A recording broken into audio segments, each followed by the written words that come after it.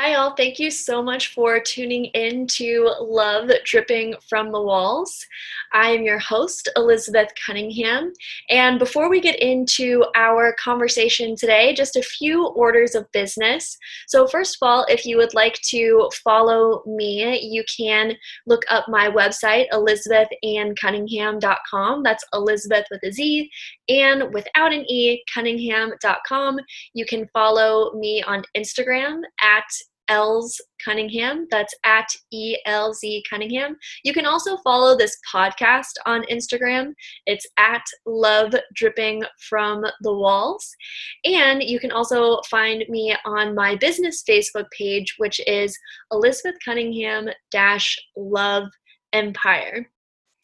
I've also opened up my coaching practice, so I do have some new slots available for one-on-one coaching. If you have more questions or you would like to be a client of mine, please reach out to me via my website, elizabethannCunningham.com, or you can email love@elizabethannCunningham.com. I would love to give you a free discovery call to see if we can work together.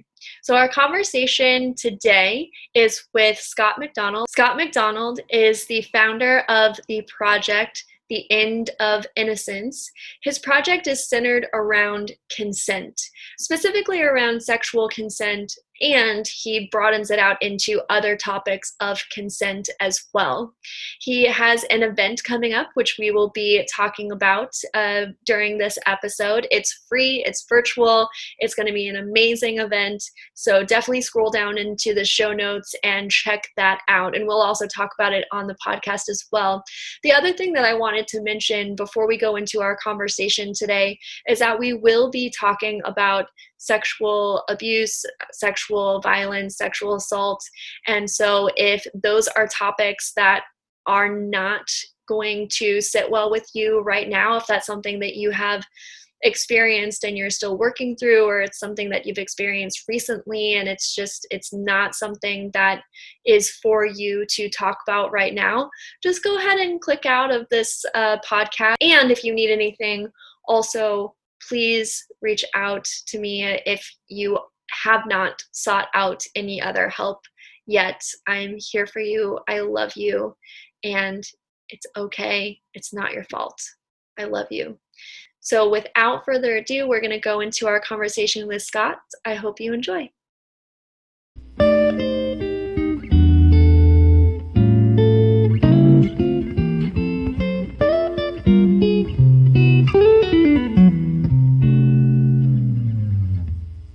Welcome to this week's episode of Love Dripping from the Walls. My name is Elizabeth Cunningham. I am the host of Love Dripping from the Walls, and today I am really excited. I have Scott MacDonald here, and the subject that we are talking about today is consent.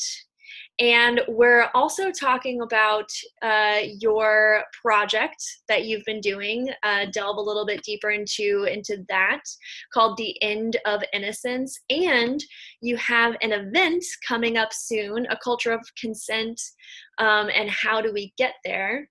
And so I'm really, really excited to have you on my show. Thank you so much for saying yes to being here. I'm really happy to be here. Thank you for bringing it up with me. Yeah, you're welcome. Okay, well, let's just dive right in. So, Scott, you are this is not like your work. Like, this is not what you do for your job. Right. So, what do you do for a living? I'm a software engineer. I write software that helps people build rockets. Yeah, that's so cool. I know we're like off camera, we were just talking about that, but it's so awesome that you software engineer that to help build rockets, and I just think that's so rad.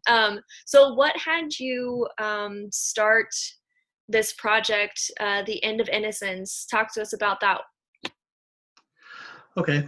I'm going to start back a ways. Okay. When I was in college, I didn't know this, but my sister, who was also in college at a different school, got raped. Mm. And in fact, she got raped twice. Oh, wow. Yeah. I found out about that after I'd finished college some years later. And it's one of those things where you just feel helpless. There's nothing you can do. Yeah. And I spent a lot of years, every time I heard about a sexual assault or something like that, going, I can't do anything. I mean, what can you do about this? I'm just one person. Right. And it all kind of came to a head in the fall of 2017 when I found out a former colleague of mine had been raped that summer and beaten really badly. And I was like, that's it. I'm going to find a way to do something about this. Wow. And so that's how End of the Innocence was born. I put a team together to discuss how can we do this? How can we make this work? How can we bring about the cultural change that we need in order to bring to an end sexual harassment and assault? Yeah, well, first of all, thank you so much for starting this project. I'm so sorry that that happened to your sister and your coworker.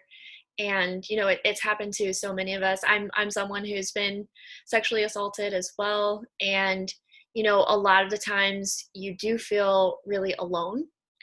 Mm-hmm.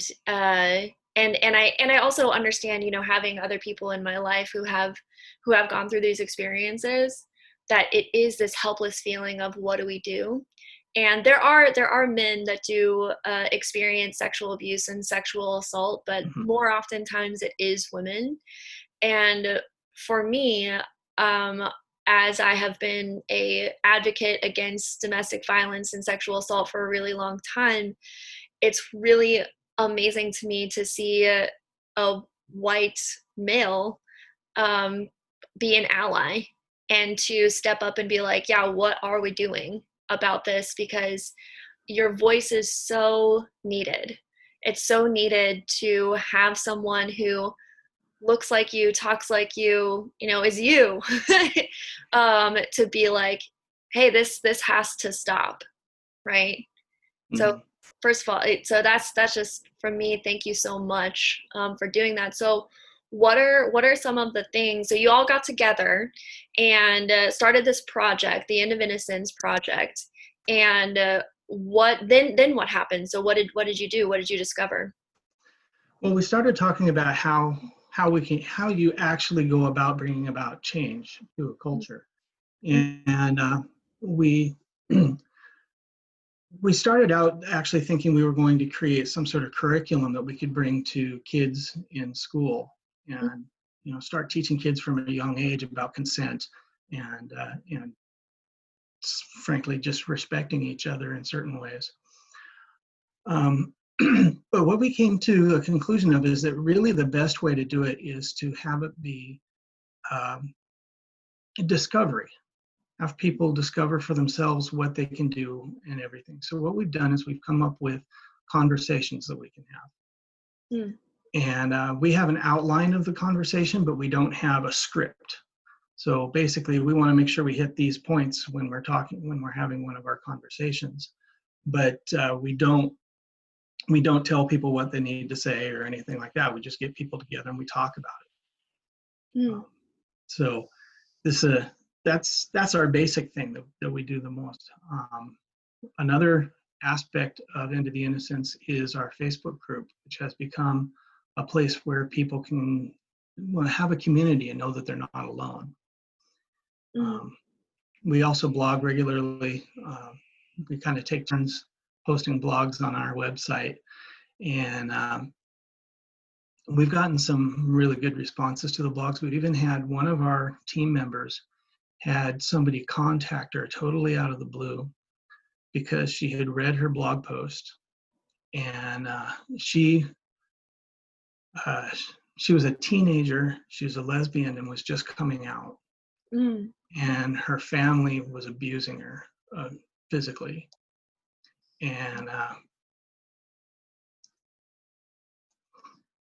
she came to us, and that was something really special for us. And Yeah. well, all of our contact with her has been through that team member that she first reached out to, but she has been emancipated from that family and is doing so much better now. Wow. So yeah, it's That's something to know that you actually had an impact in somebody's life. Yeah, that's really incredible. And I can hear in your voice and in you talking about this really how much you care and how much it impacts you, that you're doing this work and that you are able to make a difference. And I've said this from the beginning, where if you can make a difference in just one person's life, if we all made a difference in just one person's life, we really could change the world. And that Absolutely.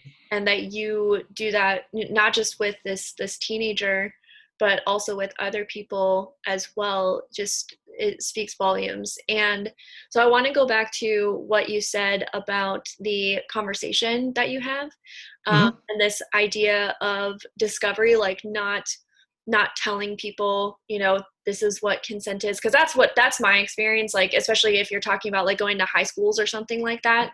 Mm-hmm. That's what I remember from high school presentations and stuff, is like, okay, this is why you shouldn't do this, and this is like the impact, and these are some videos and pictures of the impact, so don't do this, right? Yeah, and we all know how effective that And is. we all know how effective that is. So when you say discovery, what are some of the things that you talk about, or how do you have a conversation, and what does discovery really mean, like for each individual? You never know what somebody's going to discover in the conversation. That's what's kind of exciting about it. We've had a few of these conversations, and every time I discover something new. Our outline is really just questions. What's it like to be a man in this country? What's it like to be a woman? What is consent to you? That sort of thing. Um, I don't have one of the outlines right in front of me, so I don't remember all the questions, Sure. but that's really all our conversations are, is we came up with a bunch of questions to guide the conversation along. And what people are discovering, the first time we had this conversation, the person who was in our group to have the conversation, not a team member, but somebody else in the group, who was probably the one I thought was least likely to have a breakthrough, Mm. suddenly went, oh my God, I'm encouraging harassment in my workplace. Oh my gosh. And she realized that she would just smile and laugh along anytime somebody said something that was harassing. Mm. And she realized that just encouraged people, and in fact she could make a difference in her workplace, not only for herself but for all the other women who worked there. Wow. And it was pretty incredible. So that was pretty intense. Yeah. uh, Well, I really get what you mean by discovery in that description, where it's just all of a sudden you ask these thought-provoking questions, right? mhm. And I do that as a coach, where it's just like you ask these thought-provoking questions where all of a sudden it's like a light bulb clicks. Mhm. It's like, oh my God, I can't believe that I did this, or I said this, or I've been thinking this, or I always had this viewpoint, but now I completely see it differently. So, Yeah, sometimes it's just simply a matter of understanding where somebody else is coming from. yeah, Because I mean, we all look at the world through our own little filtered lenses, right. and we don't necessarily understand where somebody else is thinking. And a lot of consent, well, people think they know what consent is, Mm, but people really don't know as much about consent as they think they do. say more about that. Yeah. Um, well, let's take not a specific example, but a general example. Many times in college, Hmm. uh, there will be a sexual encounter between two people, and they walk away from it and they don't even know whether there was consent or not. It was just, it happened. Mm, There are are lots of testimonies of women online, of women who didn't even realize for years that they'd been sexually assaulted because they were blaming themselves. Mm. Many people think if somebody doesn't say no, that's enough. Yeah. And Not saying no means yes. yeah, exactly. And to be honest, I approached sex that way for many, many years. Um, the thing is that sometimes the person feels like they can't say no. Mm-hmm. And that's one area of consent that a lot of people, I know men especially, don't think about is, is the person that they're with, are they intimidated? Do they feel like they can't say no because you might get angry? And I mean, if I've gone this far, then maybe I should go the whole way simply so that I don't upset them, that kind of stuff. And you can stop. Consent can be revoked at any point in the process. Mm-hmm. Up to and including if you're having sexual intercourse and you change your mind, you say, wait, I don't want to do this anymore, and stop. Yeah. And people seem to think that it's one time. You say you're willing to go to his apartment. Does that imply that you really want to have sex with him? Right. Some people think that's consent right there. Wow. So, I mean, what it comes down to is people have their own, like I said, their own filters that they see the world through. And one of those filters is how they interpret the word consent. Mm-hmm. And one of the things that we never talk about with our partners is what our own interpretation of consent is. Mm. I mean, when was the last time you had that conversation with somebody? I mean, I'm a love, sex, and relationship coach, so I'm I feel like Wrong person to ask. I'm the wrong person to ask. I feel like I talk about that a lot. But anybody else, their answer is But likely to no, be that you're they never have. absolutely right. And the people that I talk to and I have conversations like these about, especially talking to people when they first start dating someone, and Mm-hmm. and I especially coach people inside of polyamory, and so the questions around like your first sexual encounter with someone, especially if it's not your main partner or if you're adding another partner, right? Which of course we don't have to get into that, but the reason being, the reason I'm bringing that up is that when I have these conversations with people, they don't know the questions to ask the Mm-hmm. partner beforehand, before having sex.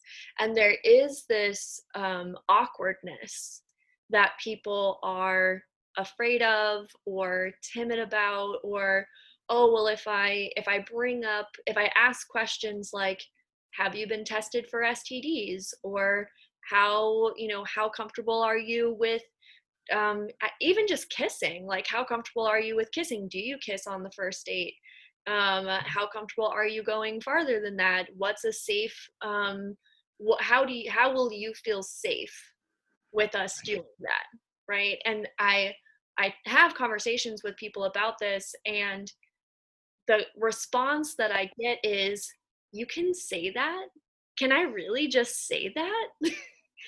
And we giggle about it, but it's like, it's real. It's very real for people that they don't know or don't know how to ask those really important questions about potential sexual encounters with people at, at any time. And also having that was something that I learned, unfortunately.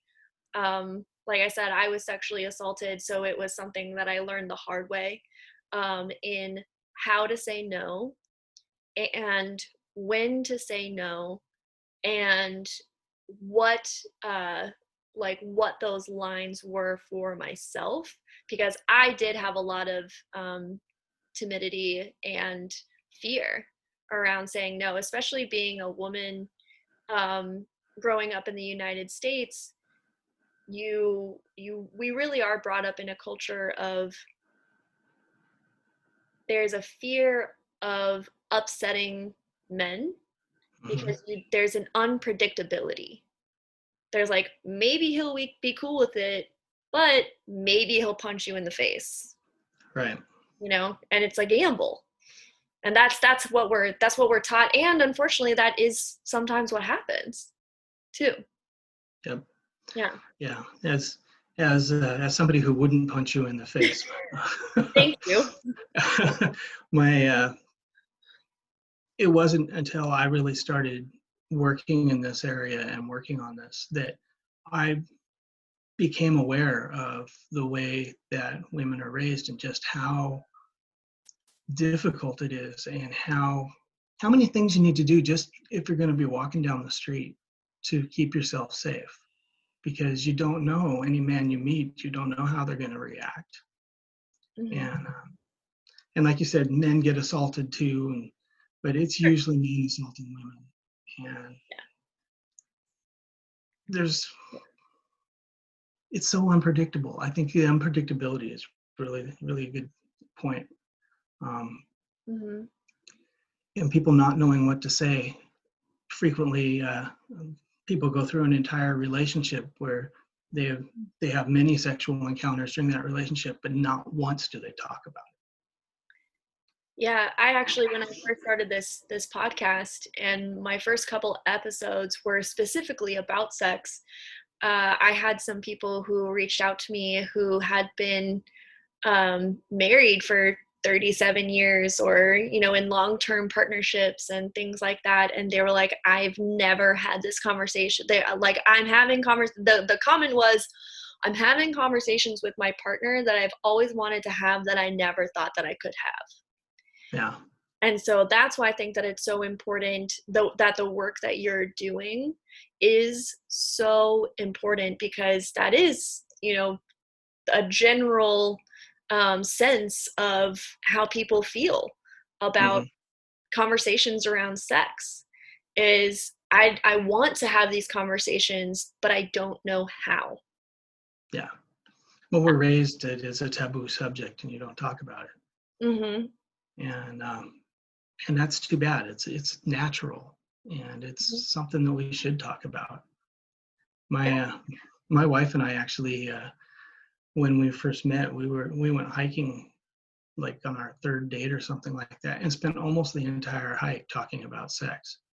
Just, Really? yeah, it was a totally safe place to do it because there were other people on the trail and everything, so we all knew we were safe, and we just spent the whole time talking about it. When, how long you would like to, you might want to wait before you have sex the first time with somebody. All of Uh-huh. that stuff we talked about on most of that hike. Oh, that's amazing. I love that you did that. Yeah, that was the beginning of a relationship that is going to last the rest of my life. I have no doubt about it. Oh, We can talk about it, yeah. and it's not a big deal. Yeah.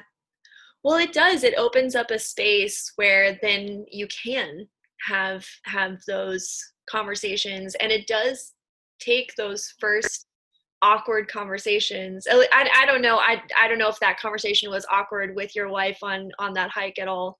Um, It wasn't. It just was perfectly natural for us at that point. It was oh, interesting. that's so fabulous. That's amazing. Yeah, I still find I like, I'm just gonna tell one on myself. Like, I still find those conversations a little bit awkward. Like the very first ones, like when you first bring it up with Hmm. a partner. I'm like, because you don't know. You're like, how are they gonna take it? Like, what are we gonna talk about? I don't know. Like, but this is what I want to talk about.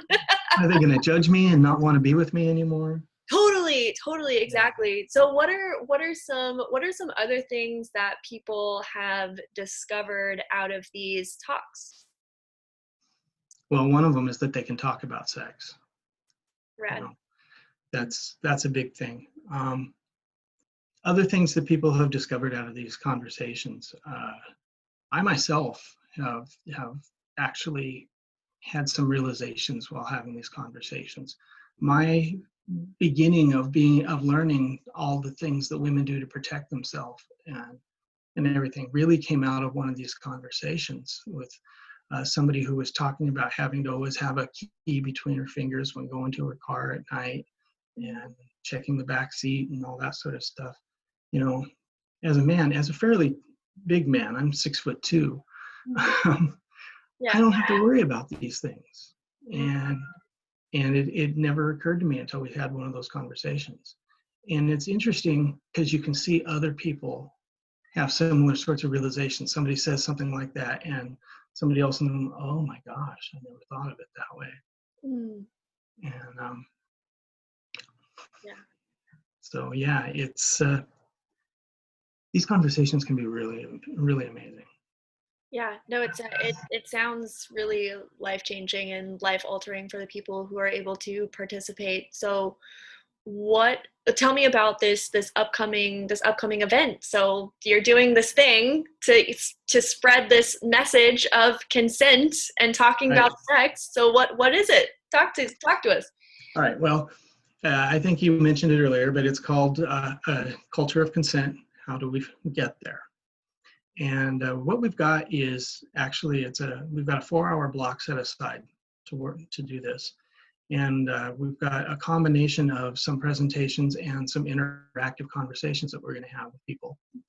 Mostly it'll be interactive conversations. Presentations will just be a few minutes, basically to set this is what the conversation is going to be about. Sure. Um, one of the things that we have lined up is a friend of mine who teaches consent to children. Mm. And so he's going to give us some ways that you can teach consent to children without sexualizing it. Because Mm. consent is really all about sex. It's what we mean most of the time when we say consent. But just being touched, you consent to being touched, you consent to giving somebody a hug or getting a hug from somebody. These are all things that we can teach children from an early age and teach them that they have the right to say no Yeah. and that they have bodily autonomy. Yeah. And So so important. that's one of the first things we're going to talk about. We'll also talk about a bit about college culture and how difficult it is in college sometimes because let's face it, there's a lot of drinking in a lot of colleges. All right, yeah.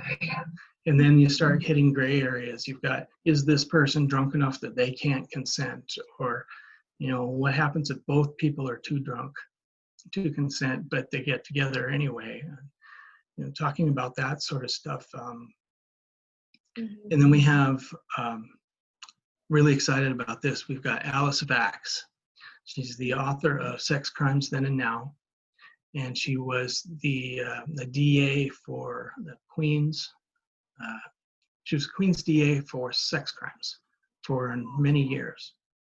And she's going to do a little presentation as well and have a conversation. And I don't have all the details of her conversation yet, so I can't even give away what it's going to be. That's amazing that you have someone who is, I mean, this is her whole career, and that she gets to see it in such an up close and personal way with the justice system. Yeah.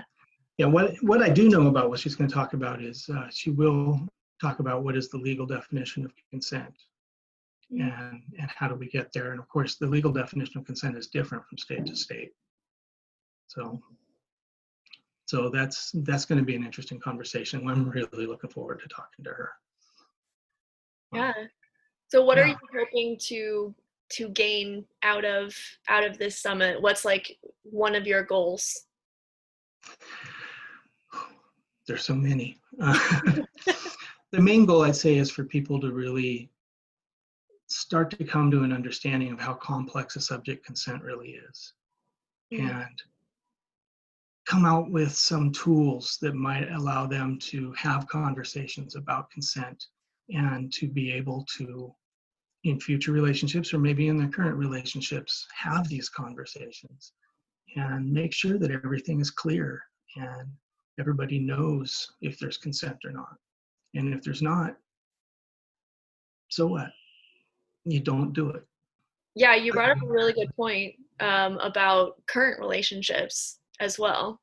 Because if you haven't been having these conversations, then maybe there's something that's been going on for a while that you just haven't addressed or are resentful about or are scared of, or Mm-hmm. like that. That's actually, that was some, when you said that, that was something that I was like, oh yeah. That was an oh yeah moment for me. Most of the time I talk about consent as a before or starting out, but yeah, absolutely talking about consent even in the middle of a relationship, or a relationship that's been going on for a really long time. Yeah, well, your own interpretation and of consent will change over time. If you're in a relationship for a long time, you really need to have these conversations over time. It's not just a one-time thing.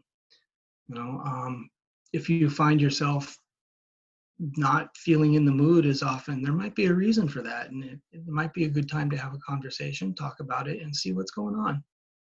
You know? Yeah, So absolutely. Check. yeah, relationships are always something to be working on, no matter how long you've been in them. Agreed. So much agreement on that point. Absolutely. That relationships are growing and changing and evolving, and yeah, you just never know. And this is actually something that got brought up that's like on topic, but a little bit different, is the area of consent, with like professionals that you might be working with. Specifically, I'm a yoga teacher, and we talk about consent in yoga classes with being like touching students, right? Mm-hmm. Sometimes in, I don't know if you've ever taken a yoga class before. I Um, have. you have? Oh, Yeah. awesome. So sometimes in yoga classes, not in all yoga classes, but the teacher will come and do like a physical adjustment on a student. And when I was going through teacher training, they talked about consent in our teacher training and making sure that you have a structure in your class so that you know if someone wants to be touched or doesn't want to be touched. And that original structure was like having them be in like child's pose, so everyone's faces are down at the beginning, and saying, I'm going to be coming around and giving physical adjustments. If you don't wish to be touched, just raise your hand now and I'll respect your space. Mm-hmm. So that was like the original way that I heard it, but kind of going with this evolving and growing conversation is that then I got hired as at a studio after my teacher training, and the owner of that studio was like, yes, absolutely, I agree with that. And he has conversations with all of the teachers about consent specifically at his studio as well. And he was like, either don't give adjustments in your class if you don't feel comfortable. He's like, or you have to do it two different ways. You have to say it at the beginning of class, like how I was taught, Mm-hmm. and that you have to ask before you touch someone during class as well. Like if someone's in a warrior pose, being like, I'm going to touch your arm, is that are you good with that? You know, because he was like, at any point in time in class, could someone change their mind, or Mm-hmm. in a certain pose, someone may not want to be touched. You know, maybe they want to be touched in one pose, but in another pose, they feel vulnerable and they don't want to be touched. Right. So, in that evolving conversation, and like always looking at, you know, how are you interacting with someone physically in a way that they feel safe? Right. Yeah, yeah, and it's so important. Yeah. That's a great analogy, actually. The way relationships evolve and the way, I mean, even just within a relationship where you've had many sexual encounters, each sexual encounter is unique, Mm-hmm. and they evolve, and you still need to make sure people are consenting at every stage throughout the encounter. Mm-hmm. It's the problem is people think that that's going to ruin the mood, Uh-huh.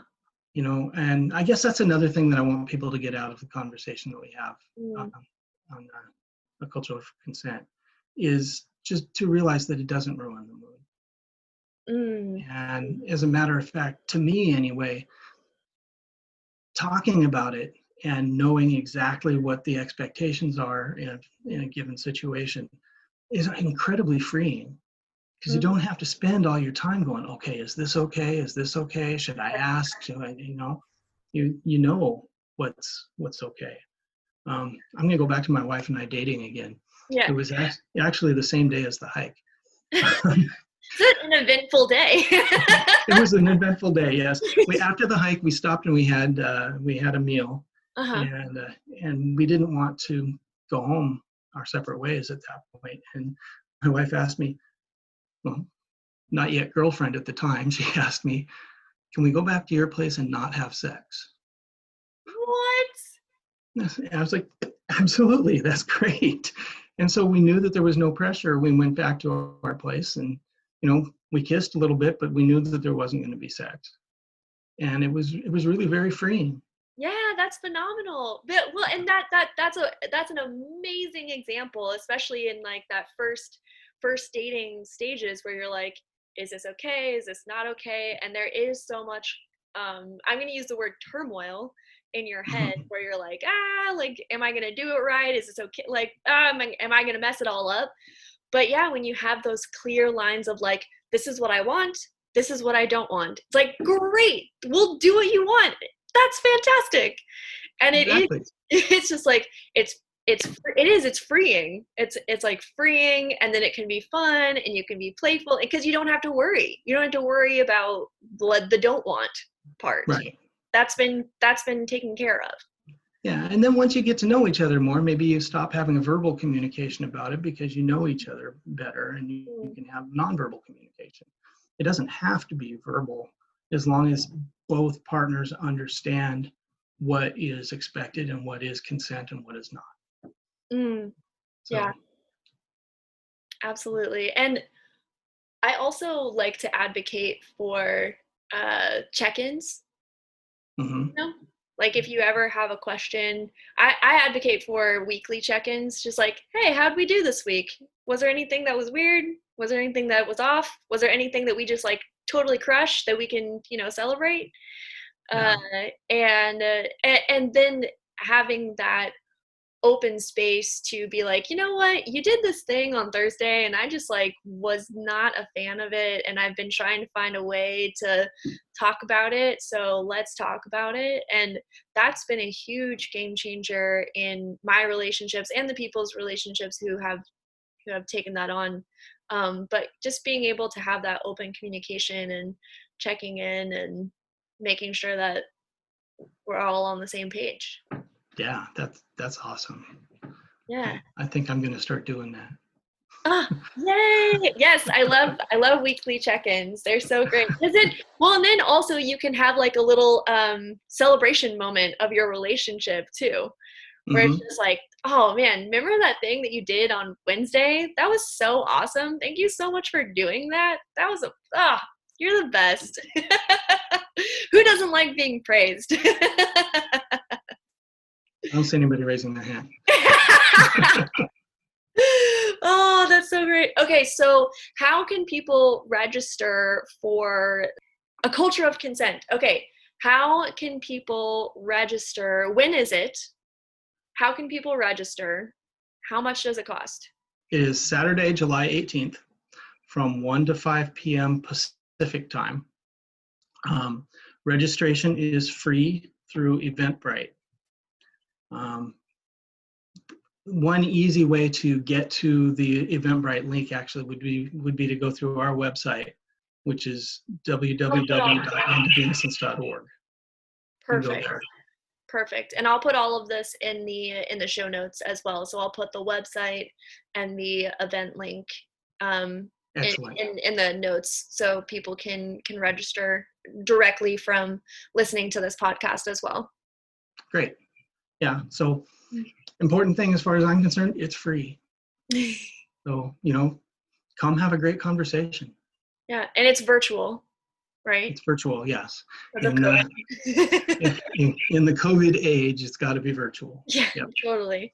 All right, free event. It's virtual. It's called A Culture of Consent. How do we get there? You've got some amazing speakers lined up, and I really just can't wait to see how it goes and I mean, I already know that it's going to shift people's lives and shift people's views and how they interact with one another. And I'm just so, so happy that you are putting this on. I cannot appreciate you and thank you enough for hosting an event like this. And I hope that it really goes well so that you keep doing it.